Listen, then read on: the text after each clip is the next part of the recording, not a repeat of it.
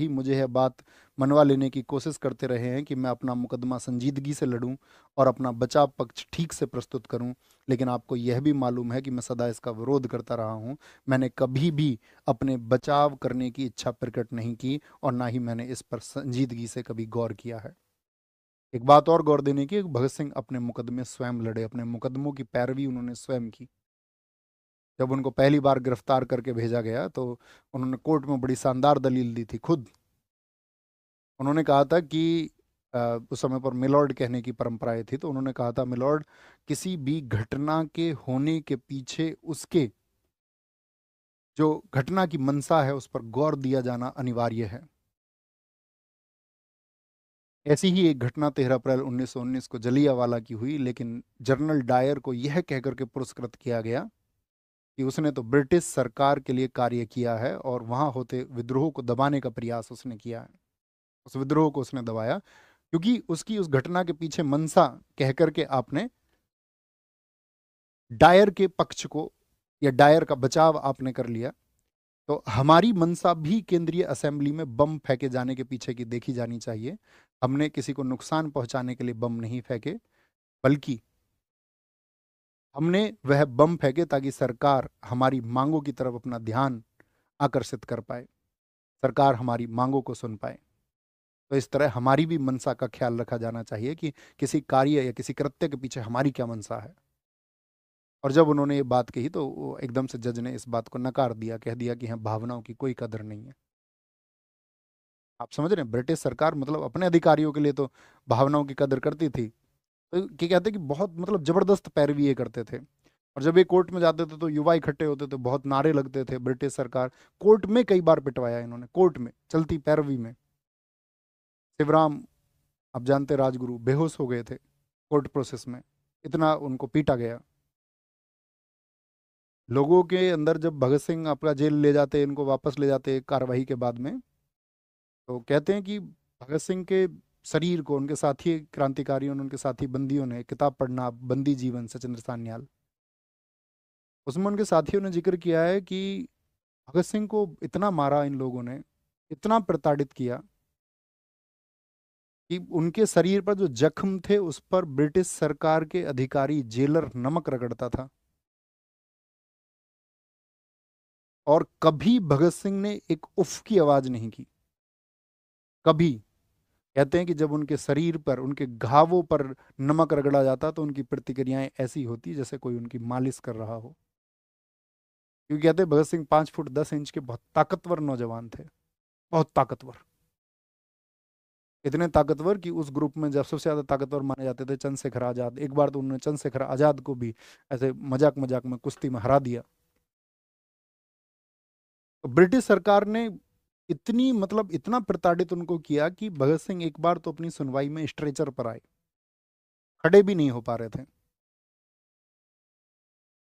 लेकिन वो इस बात को तवज्जो देते थे कि मैं अपने मुकदमों की पैरवी स्वयं करूं ऐसी हालात में भी। तो ये उस बात को लिख रहे हैं, ये मैं आपको बताना चाह रहा था कि मैंने अपने बचाव पक्ष की कभी इरकट नहीं की। आगे क्या लिखते हैं पत्र में, आप जानते हैं कि हम एक निश्चित नीति के अनुसार मुकदमा लड़ रहे हैं। मेरा हर कदम इस नीति, मेरे सिद्धांतों और हमारे कार्यक्रम के अनुरूप होना चाहिए। आज स्थितियां बिल्कुल अलग हैं, लेकिन अगर स्थितियां इससे कुछ और अलग होती तो भी मैं अंतिम व्यक्ति होता जो बचाव प्रस्तुत करता। इस पूरे मुकदमे में मेरे सामने एक ही विचार था, और वह यह है कि हमारे विरुद्ध जो संगीन आरोप लगाए गए हैं, बावजूद उनके हम पूर्णतः इस संबंध में अवहेलना का व्यवहार करें। मेरा नज़रिया यह रहा है कि राजनीतिक कार्यकर्ताओं को ऐसी स्थितियों में उपेक्षा दिखानी चाहिए। इस पूरे मुकदमे के दौरान हमारी योजना इसी सिद्धांत के अनुरूप रही है। हम ऐसा करने में सफल हुए हैं या नहीं, यह फैसला करना मेरा काम नहीं। हम खुदगर्जी को त्याग कर अपना काम कर रहे हैं। वायसराय ने लाहौर साजिश केस, लाहौर कॉन्स्पिरेसी केस जो है, उसमें ऑर्डिनेंस जारी करते हुए इसके साथ जो वक्तव्य दिया था, उसमें उन्होंने कहा था कि इस साजिश के मुजरिम शांति व्यवस्था को समाप्त करने के लिए प्रयास कर रहे हैं। इसमें जो हालात पैदा हुए हैं उसने हमें यह मौका दिया है कि हम जनता के समक्ष ये बात प्रस्तुत करें कि वह स्वयं देख ले कि शांति व्यवस्था एवं कानून समाप्त करने की कोशिशें हम कर रहे हैं या ये सरकार कर रही है। इस बात पर मतभेद हो सकते हैं, शायद आप भी उनमें से एक हों जो इस बात पर मतभेद रखते हैं, लेकिन इसका मतलब यह नहीं है कि आप मुझसे सलाह किए बिना मेरी ओर से ऐसे कदम उठाएं। मेरी ज़िंदगी इतनी कीमती नहीं जितनी आप सोचते हैं। कम से कम मेरे लिए तो इस जीवन की इतनी कीमत नहीं कि इसे सिद्धांतों को कुर्बान करके बचाया जाए। मेरे अलावा मेरे और भी साथी हैं जिनके मुकदमे इतने संगीन हैं कि जितना मेरा मुकदमा। हमने एक संयुक्त योजना अपनाई है और इस योजना पर हम अंतिम समय तक डटे रहेंगे। हमें इस बात की कोई परवाह नहीं है कि हमें व्यक्तिगत रूप से इस बात के लिए कितना मूल्य चुकाना पड़ेगा। पिताजी, मैं बहुत दुख का अनुभव कर रहा हूँ। मुझे भय है कि आप पर दोषारोपण करते हुए या इससे अधिक बढ़कर आपके इस काम की निंदा करते हुए मैं कहीं सभ्यता की सीमाएं न लांघ जाऊं और मेरे शब्द ज़्यादा सख्त ना हो जाएं। लेकिन मैं स्पष्ट शब्दों में अपनी बात अवश्य कहूँगा। यदि कोई अन्य व्यक्ति मुझसे ऐसा व्यवहार करता तो मैं इसे गद्दारी से कम नहीं मानता, लेकिन आपके संदर्भ में मैं इतना ही कहूँगा कि यह एक कमजोरी है और निचले स्तर की कमजोरी। यह एक ऐसा समय था जब हम सबका इम्तहान हो रहा था। मैं यह कहना चाहता हूं कि आप इस इम्तहान में नाकाम रहे हैं। मैं जानता हूं कि आप भी इतने ही देश प्रेमी हैं जितना कि कोई और व्यक्ति हो सकता है। मैं जानता हूं कि आपने अपनी पूरी जिंदगी भारत की आज़ादी के लिए लगा दी, लेकिन इस अहम मोड़ पर आपने ऐसी कमजोरी दिखाई है, यह बात मैं नहीं समझ सकता। अंत में मैं आपसे, आपके अन्य मित्रों एवं मेरे मुकदमों में दिलचस्पी लेने वालों से ये कहना चाहता हूं कि मैं आपके इस काम को नापसंद करता हूं। मैं आज भी अदालत में अपने कोई बचाव पक्ष प्रस्तुत करने के पक्ष में नहीं हूं। अगर अदालत हमारे कुछ साथियों की ओर से स्पष्टीकरण आदि के लिए प्रस्तुत किए गए आवेदन को मंजूर कर लेती तो भी मैं कोई स्पष्टीकरण प्रस्तुत नहीं करता।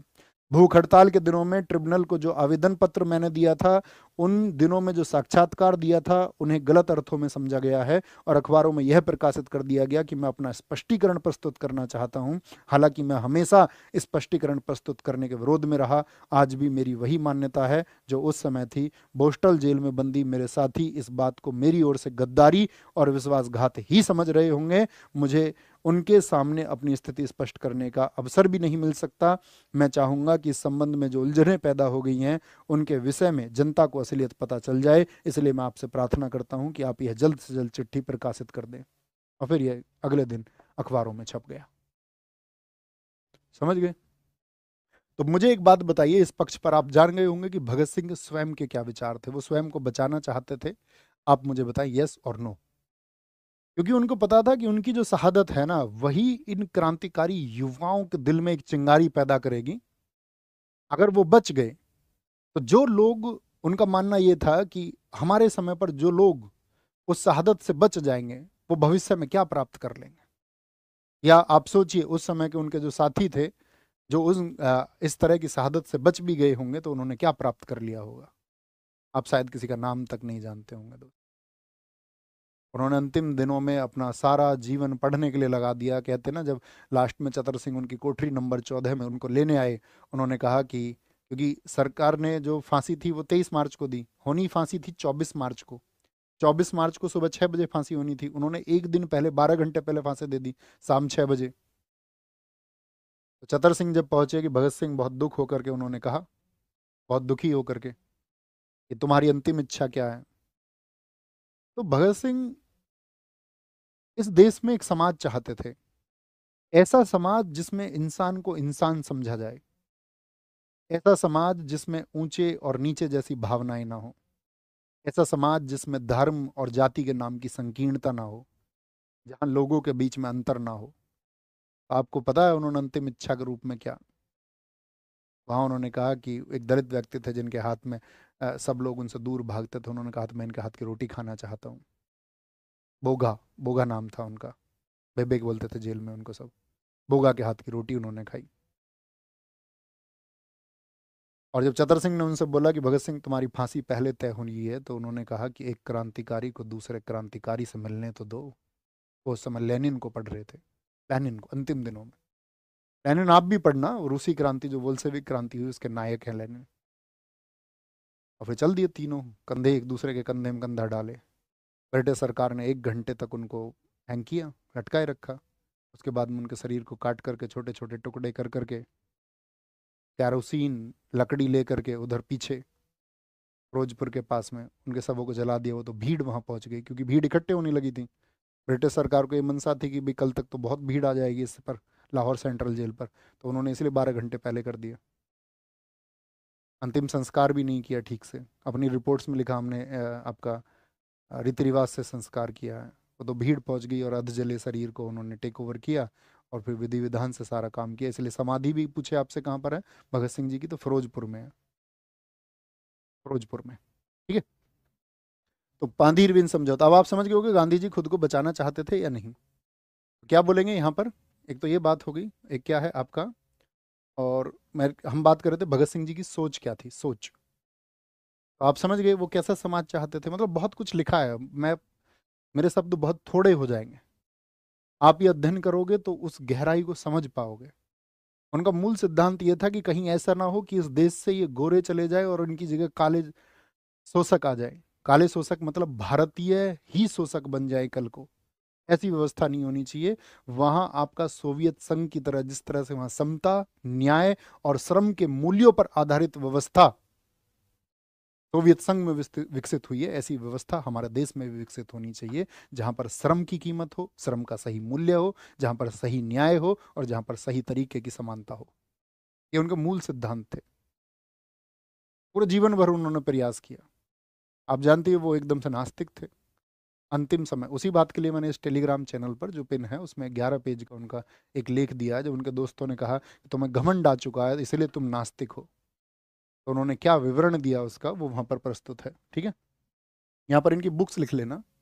एक तो पहले तो मैंने बताई थी इनकी पसंदीदा बुक्स, इनकी जो बुक्स है, इनकी बुक्स है आपका idea of socialism, ideal of socialism,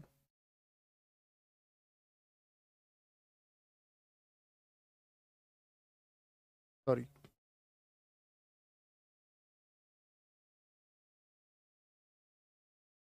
idea of socialism, इसको बोलते हैं समाजवाद के आदर्श। ये एक इनकी पुस्तक रही।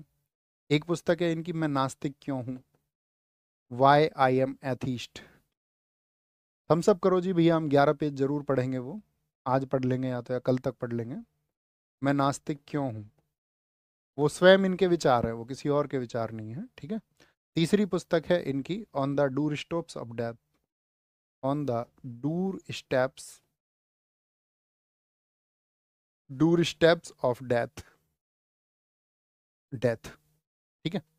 एक इनकी किताब थी आपका स्वाधीनता की लड़ाई में पंजाब का उभार, पहला उभार, स्वाधीनता की लड़ाई में, लड़ाई में पंजाब का पहला उभार, पंजाब का पहला उभार, पहला उभार। ठीक है। स्वाधीनता की लड़ाई में पंजाब का पहला उभार, ये इनकी पुस्तक रही। और भी बहुत कुछ इन्होंने लिखा, ये इनकी प्रमुख पुस्तकें हैं, याद रख लेना। और बाकी तो मैं आपको बता ही चुका। 23 मार्च 1931 लिख लीजिए, शाम 6 बजे इनको फांसी हुई। काला कपड़ा पहनाते ना, काला कपड़ा, भगत सिंह ने नहीं पहना काला कपड़ा। मुस्कुराते हुए फांसी के तख्ते पर झूले, वो बोले काला कपड़ा नहीं पहनेंगे। अब मैं कुछ बताना चाहूंगा अंतिम दिन की बात उनकी, क्योंकि हालांकि इनकी फैमिली अंतिम समय पर नहीं मिली थी, क्योंकि वो आपका राजगुरु की फैमिली जो थी, उनके आपका जो फादर साहब नहीं थे, उनके ताऊ आए थे, तो उनको मिलने नहीं दिया गया था, उनको परमिशन नहीं मिली थी, तो इनकी बाकी सबकी फैमिली ने भी मना कर दिया था कि भाई हम भी नहीं मिलेंगे। लेकिन अंतिम दिनों से कुछ दिन पहले इनकी बेबे आई थी, भगत सिंह की बेबे विद्यावती कौर। तो वो एक मतलब मार्मिक घटना है। जब वो रोती हुई भगत सिंह के सामने आई तो भगत सिंह उनसे बोलते हैं इस बात को कि बेबे तू क्यों रोती है, भगत सिंह की माँ होकर रोती है। तो खुश होना चाहिए कि मेरे कुछ विचार थे और मैं उनके लिए जिया, और आज उन्हीं विचारों के साथ में मैं जा रहा हूँ, एक क्रांति चलती रहेगी। तो उनकी माँ ने रोते हुए एक सवाल मतलब एक उत्तर दिया था भगत सिंह के। उन्होंने कहा था कि नहीं, मैं इस बात के लिए नहीं रोती, मैं इस बात के लिए नहीं रोती कि तुझे फांसी होने जा रही है, मैं इस बात के लिए रो रही हूँ कि इस कुदरत ने मुझे तेरे जैसे 1000 बेटे क्यों नहीं दिए, इस कुदरत ने मुझे 1000 भगत सिंह क्यों नहीं दिए, मैं इस बात के लिए रोती हूँ मेरे बेटे।